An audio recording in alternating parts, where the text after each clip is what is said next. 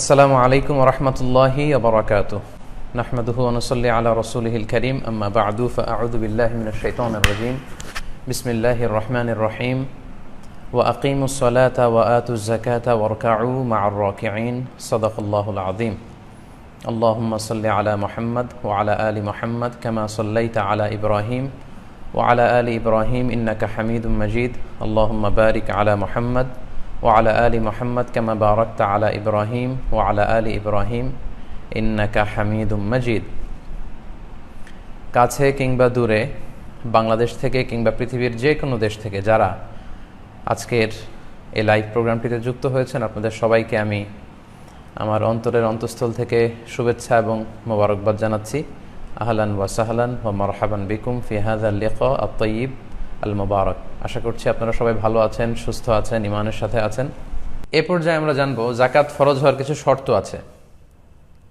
আপনি সামান্য কিছু সম্পদের মালিক হলেই যে জাকাত ফরজ, ব্যাপারটি এমন নয়। এটার কিছু প্রক্রিয়া আছে। এই প্রক্রিয়াগুলোর মধ্য দিয়ে যদি আপনি যান তবে আপনার জাকাত ফরজ হবে।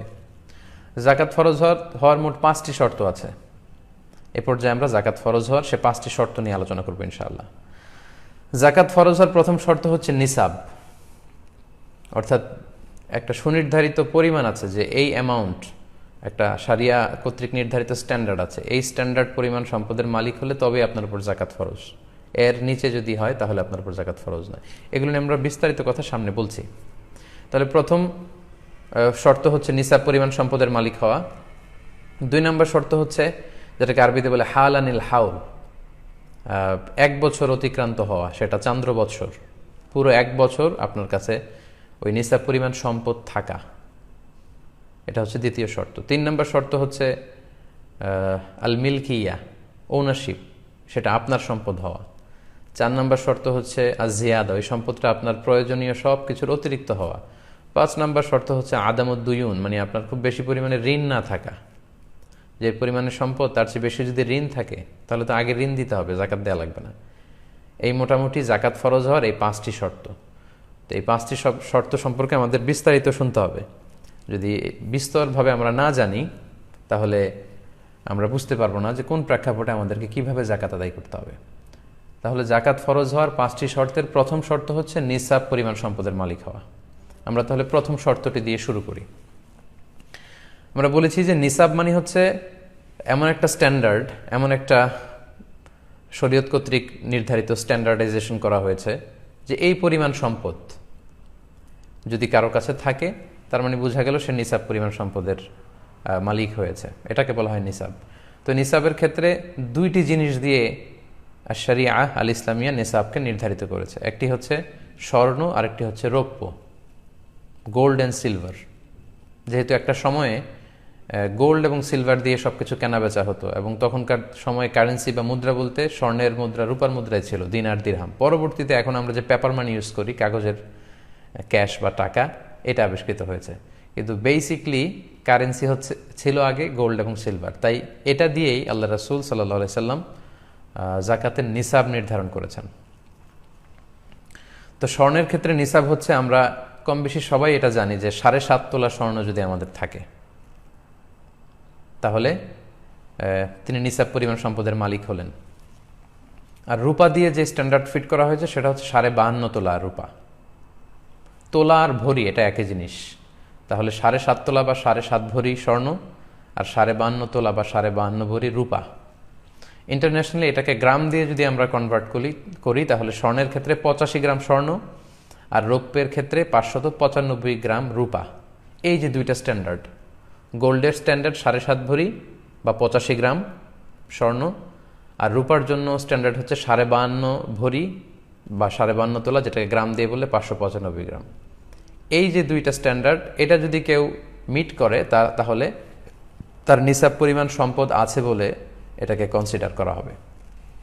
কিংবা এর সমপরিমাণ টাকা, 7.5 তোলা স্বর্ণ কিংবা 52.5 তোলা রূপা কিংবা এর সমপরিমাণ ক্যাশ টাকাও যদি আপনার কাছে থাকে তাহলে আপনি এই যে থ্রেশহোল্ড যেটাকে বলে স্ট্যান্ডার্ড অ্যামাউন্ট, এটা আপনি মিট করেছেন বা টাচ করেছেন এবং আপনি নিসাব পরিমাণ সম্পদের মালিক হয়েছেন বলে কনসিডার করা হবে।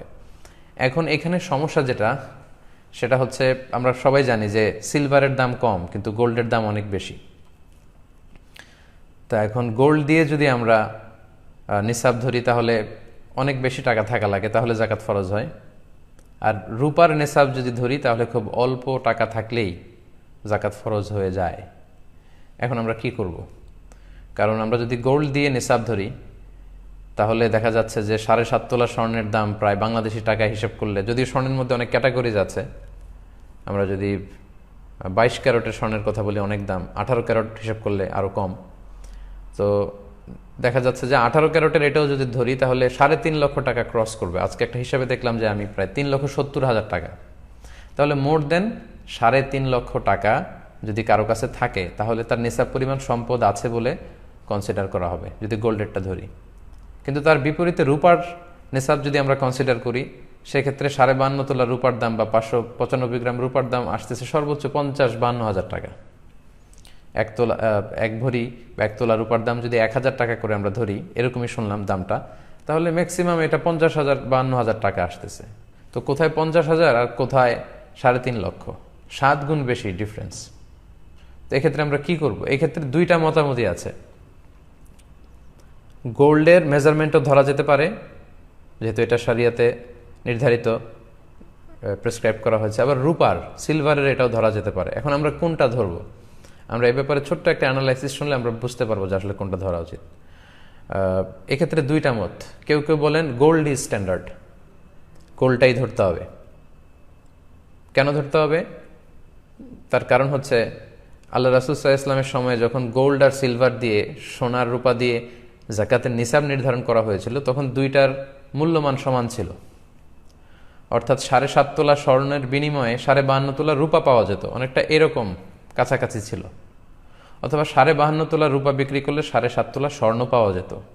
তার মানে এটা একটা সোশ্যাল স্ট্যান্ডার্ড তখন এরকম ছিল যে এই পরিমাণ গোল্ড থাক বা সিলভার থাক, স্বর্ণ থাক বা রূপা থাক, এই পরিমাণ হতে হবে এবং এটা থাকলে একজন ব্যক্তির উপর জাকাত ফরজ হবে। কিন্তু পরবর্তীতে দেখা গেল যে লোকজন সিলভার খুব একটা ইউজ করছে না, গোল্ড ইউজ করছে, ফলে সিলভারের দাম কমতে লাগলো, কিন্তু স্বর্ণের দাম কমেনি। তার মানে রাসূল সাল্লাল্লাহু আলাইহি ওয়াসাল্লাম যে স্ট্যান্ডার্ড ঠিক করে দিয়েছিলেন ওইটা এখনো পর্যন্ত বজায় থাকে গোল্ডের মধ্যে, সিলভারে সেটা বজায় থাকে না, যেহেতু সিলভারে ফল করেছে। এই জন্য ওনারা বলেন যে গোল্ড ইজ স্ট্যান্ডার্ড। আচ্ছা, 2 নাম্বার তারা যে যুক্তি দাঁড় করায় সেটা হচ্ছে জাকাতের ক্ষেত্রে বলা হয়েছে তুখযু মিন আগনিয়াইহিম, জাকাত ধনীদের থেকে নেওয়া হবে, ওয়া তুরাদ্দু আলা ফুকারাইহিম, আর গরিবদের মধ্যে বন্টন করা হবে। তো রূপার নেসাব যদি ধরা হয় তাহলে এমন অনেক লোককে জাকাত দিতে হবে যারা আসলে ধনী না, তাদেরকে আমরা ধনী বলি না। অর্থাৎ 50,000 টাকা আসলে এখন অনেকের কাছেই থাকে। একজন ঝালমুড়িওয়ালা, তারও এখানে সেখানে হিসাব করলে 50,000 টাকা তার কাছে আছে। রিক্সা চালায়, তার কাছেও হয়তো থাকতে পারে। অনেক ছেলেরা টিউশনি করে ঢাকায় বিভিন্ন জায়গায় মেসে থেকে যারা চলে, তাদের অ্যাকাউন্টে এবং তাদের কাছে 50,000 থাকে, এবং কারো কাছে 50,000 টাকা পরিমাণ যদি থাকে তাহলে সাধারণত আমাদের সোসাইটিতে তাদেরকে আমরা ধনী বলি না। এজন্য ওনারা বলেন যে এটা আসলে লজিক্যাল না, বরং গোল্ডের মেজারমেন্টটা এটা লজিক্যাল। তাদের 3 নম্বর কথা হচ্ছে যে গোল্ডের দাম কিন্তু স্টেবল, বারে কমে খুব সামান্য, রূপার মতো এত ফল করে না। তো ওইটা স্টেবল ঠিকই আছে, রূপা কমতে শুরু করেছে। তাদের কথা হচ্ছে রূপা কমতে কমতে যদি আরও কমে যায়, দাম যদি অনেক কমে যায়, তখন এই যে থ্রেশহোল্ড বা এই যে স্ট্যান্ডার্ডটা দাঁড় হবে রূপার ক্ষেত্রে, সেটা অনেকটা হাস্যকর হবে যে এই পরিমাণ টাকা থাকলে জাকাত দিতে হবে, কিন্তু হাদিসে বলা হচ্ছে ধনীদের দিতে হবে। তো এই পরিমাণ টাকা কারো কাছে থাকলে তাদেরকে তো আমরা ধনী বলি না, এটা হচ্ছে ওনাদের যুক্তি। আর রূপাকে নেসাব ধরতে হবে যারা বলে, তাদের যুক্তি হচ্ছে জাকাতটা গরিবের হক। সো এমন নিসাব আমাদের ধরা উচিত যে এটা ধরলে গরিবরা বেশি উপকৃত হবে। আপনি যদি রূপার নিসাব ধরেন, অর্থাৎ 50-52 হাজার টাকা যদি আপনি নিসাবের অর্থ ধরেন, তাহলে অনেক লোককেই জাকাত দিতে হয়, ফলে একটা বিশাল সংখ্যক গরিব লোকেরা এ থেকে উপকৃত হবে, বেশি সংখ্যক লোক জাকাত দান করবে, ফলে উপকৃত হবে।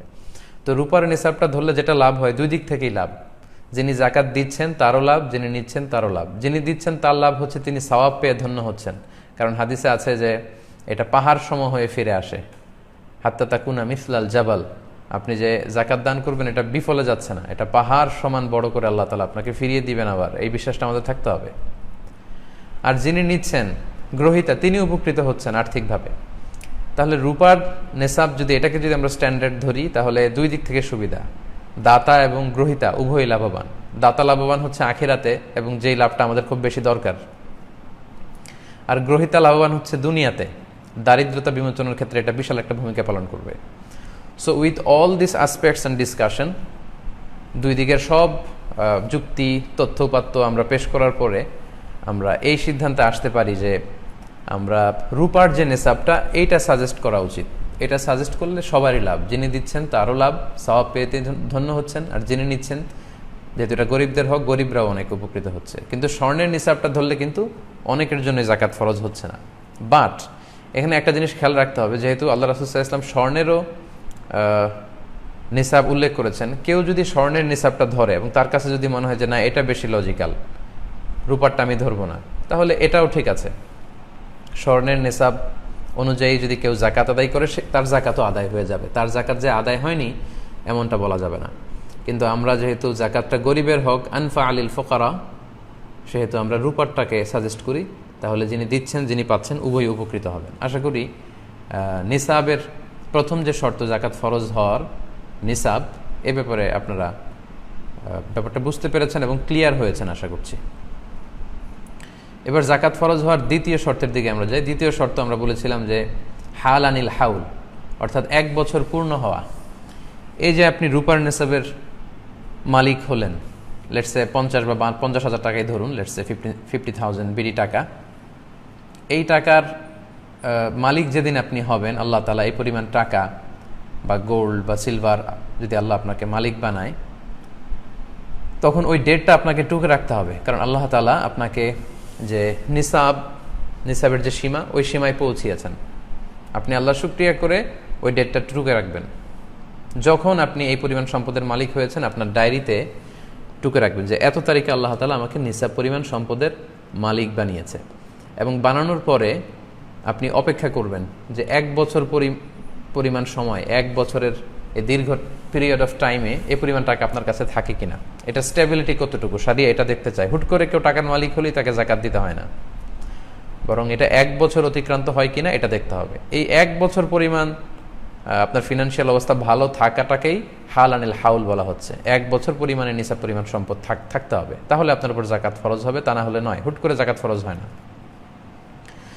তো এখানে বছরের হিসাব যদি আপনি করেন, সেক্ষেত্রে আপনাকে চান্দ্র বছরের হিসাব করতে হবে, সৌর বছর না। এই যে আমরা জানুয়ারি, ফেব্রুয়ারি, মার্চ হিসাব করছি, এটাকে বলা হয় সোলার ইয়ার, সোলার ক্যালেন্ডার অনুযায়ী। কিন্তু আপনি জাকাতের হিসাব যখন করবেন, আপনাকে লুনার ইয়ার ধরে হিসাব করতে হবে, মানে চান্দ্র বৎসর, যেটা হয় 354 দিনে 1 বছর হয়। আর সোলার ইয়ার বা সৌর বছর হয় 365 দিনে, প্রায় 11 দিনের গ্যাপ। তাহলে 2 নম্বর শর্ত হচ্ছে হাল আনিল হাউল, এই সম্পদটা আপনার কাছে 1 বছর পরিমাণ থাকতে হবে। আশা করি এই ব্যাপারটাও বুঝেছেন। 3 নম্বর শর্ত হচ্ছে আল মিলকিয়া, আপনি নিসাব পরিমাণ সম্পদের মালিক হলেন, এটা 1 বছর আপনার কাছে আছে। কথা হচ্ছে এই সম্পদটা আপনার পরিপূর্ণ মালিকানায় আছে কিনা, যেটাকে ওনারশিপ বলে। যে সম্পদটা আপনার আছে, এই সম্পদের উপর আপনার কমপ্লিট ওনারশিপ এস্টাবলিশ হতে হবে, মানে এটা একেবারে আপনার নিজের হস্তগত, আপনার কাছে আছে বা আপনার আওতায় আছে, আপনি চাইলেই সেখান থেকে খরচ করতে পারেন, এরকম হতে হবে টাকাটা।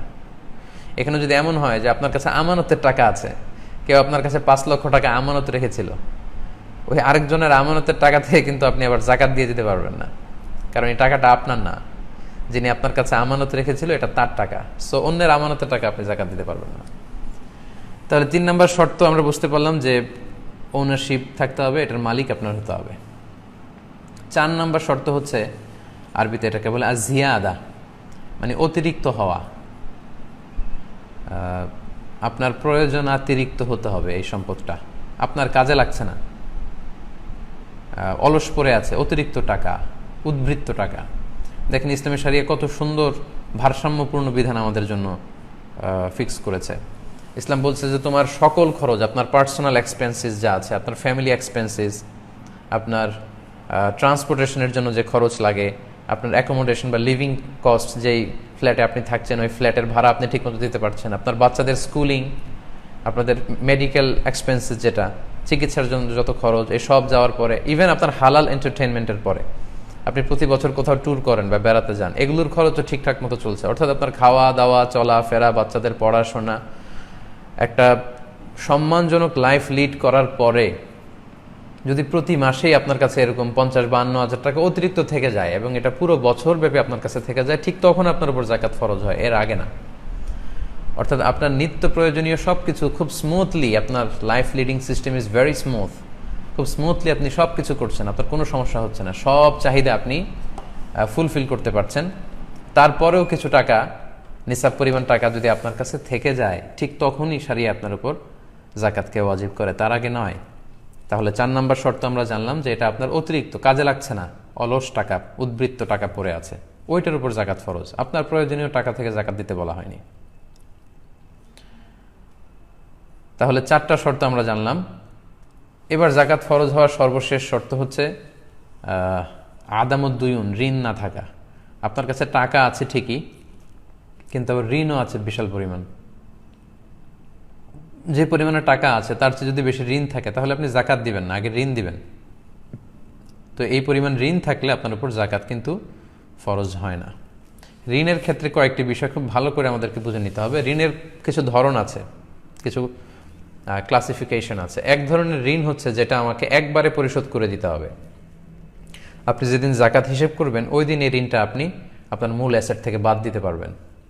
যেমন ধরুন, আপনি জরুরি একটা কাজে আপনার বন্ধুর কাছ থেকে 1 লক্ষ টাকা নিয়েছিলেন এবং বলেছিলেন যে 2-3 মাস পরে আপনি তাকে ফেরত দেবেন। তো আজকে আপনার জাকাতের হিসাব করার ডেট, তো 2-1 মাসের মধ্যেই আপনাকে ওই 1 লক্ষ টাকা আপনার বন্ধুকে ফেরত দিয়ে দিতে হবে। তখন আপনি আপনার মূল অ্যাসেট থেকে এই ঋণের টাকাটা বাদ দিতে পারবেন, যেটা আপনাকে একবারে পরিশোধ করতে হয়। আচ্ছা, এটা বোঝা গেল। এবার আসি, কিছু ঋণ আছে একবারে পরিশোধ করতে হয় না, কিস্তিতে পরিশোধ করতে হয়, যেটাকে ইনস্টলমেন্টে যেই ডেটটা আমরা দিয়ে থাকি। এরকম অনেক সময় হয় যে আমি কিস্তিতে গাড়ি কিনলাম, 10 বছরের কিস্তি, প্রতি বছর আমাকে এত এত টাকা দিয়ে দিতে হবে। সেক্ষেত্রে আপনার পুরো ঋণের টাকা কিন্তু আপনি বাদ দিতে পারবেন না, কারণ বাংলাদেশে এরকম অনেক সিআইপি আছে, অনেক বড় বড় ব্যবসায়ী আছে যারা হাজার হাজার কোটি টাকা ব্যাংক থেকে ঋণ নিয়ে থাকে। তারা যদি জাকাত হিসাব করার সময় বলে যে আমার তো ঋণ আছে, আমি জাকাত দেব না, তাহলে তো উনি আর জাকাত দিবে কি? উনারই আরও জাকাত দেওয়া লাগবে, কারণ ঋণগ্রস্ত ব্যক্তিকে তো জাকাতের টাকা দিয়ে হেল্প করা যায়।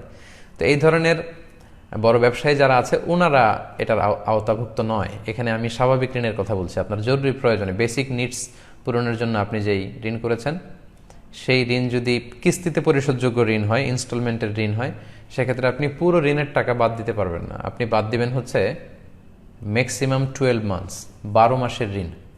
কারণ জাকাতের হিসাবটা হচ্ছে এটা ইয়ারলি একটা ক্যালকুলেশন, 1 বছরের হিসাব। তো সামনের 1 বছরে আপনার কত টাকা কিস্তিতে ঋণ পরিশোধ করতে হবে সেটা আপনি বাদ দিতে পারবেন, মানে 12 মাস। 12 মাসে আপনি কত ঋণ পে করবেন শুধু অতটুকু বাদ দিতে পারবেন, এর চেয়ে বেশি আপনি বাদ দিতে পারবেন না। আর ঋণের ক্ষেত্রে 3 নম্বর কথা হচ্ছে, কোনো লাক্সারি আইটেম কেনার জন্য যদি আপনি ঋণ করেন, ধরুন আপনার গাড়ি আছে, এরপর আপনি আপনার শখের জন্য ঋণ করে 5 কোটি টাকা দিয়ে একটা গাড়ি কিনলেন, ওই ঋণ কিন্তু বাদ দেওয়া যাবে না জাকাত থেকে, কারণ আপনি লাক্সারি পণ্যের জন্য ঋণ করেছেন। আপনার একটা বাংলো বাড়িতে আপনি থাকেন, অপ্রয়োজনে আরও কয়েকটা বাংলো বাড়ি ঋণ করে কিনলেন, সেই ঋণের টাকা জাকাতের হিসাব থেকে কিন্তু আপনি বাদ দিতে পারবেন না। আশা করি এই ঋণের পয়েন্ট আপনারা বুঝতে পেরেছেন। তাহলে এই 5টি শর্ত যদি কারোর মধ্যে পাওয়া যায়, সে নিসাব পরিমাণ সম্পদের মালিক হয়েছে এবং সেটা 1 বছর পূর্ণ হয়েছে, পাশাপাশি ওটার উপর পরিপূর্ণ তার ওনারশিপ ছিল, এস্টাবলিশমেন্ট হয়েছে, এবং এই টাকাটা তার অতিরিক্ত কাজে লাগছে না, অলস পড়ে আছে, এবং তার ঋণ নেই। এই 5টি শর্ত যদি কারোর মধ্যে পাওয়া যায় তাহলে সেই ব্যক্তির উপর জাকাত ফরজ। তাহলে জাকাত ফরজ হওয়ার যে 5টি শর্ত, আশা করি এই আলোচনার মধ্য দিয়ে আপনারা বুঝতে পেরেছেন।